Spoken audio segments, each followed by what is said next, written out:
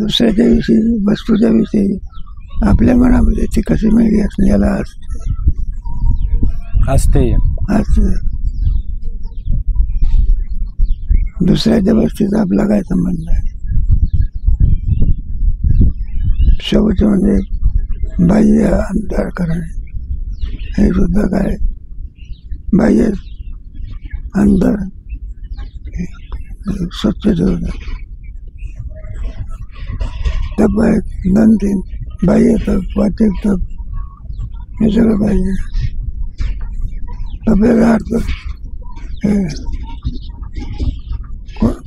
असे फार सुंदर आहे योगशास्त्रात. त्याच्यातला एखादा पाच का होईना पण माहिती पाहिजे. ब्रह्मसूत्रात आहे सुद्धा 4 पाद आहे ना.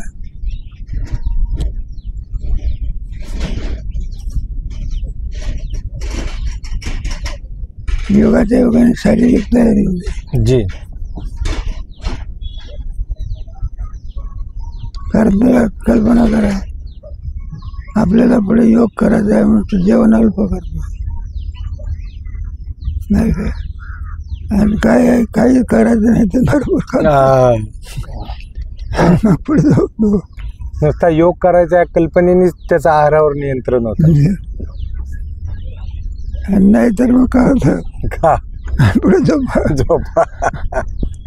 खरंय खरंय. युक्त सांगितलं भोजन करावे निर्वाहापुरते अन्नाच्या. निर्वाहापुरते, कारण पुढे कार्यक्रम करून द्यायचा.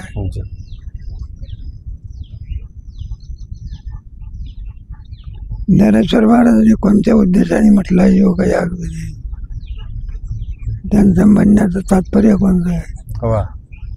मी ज्ञानात आलं पाहिजे तेवढ्यावरच थांबू नका असं सांगायचं आहे.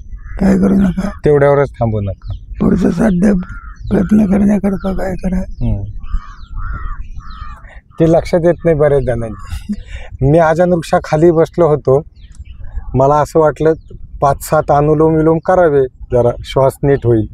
मी करायला गेलो, पाठीमागून एक विद्यार्थी आला आणि माझ्याकडे हात दाखवून म्हणतोय की योग याग विधी नो ही सिद्धी.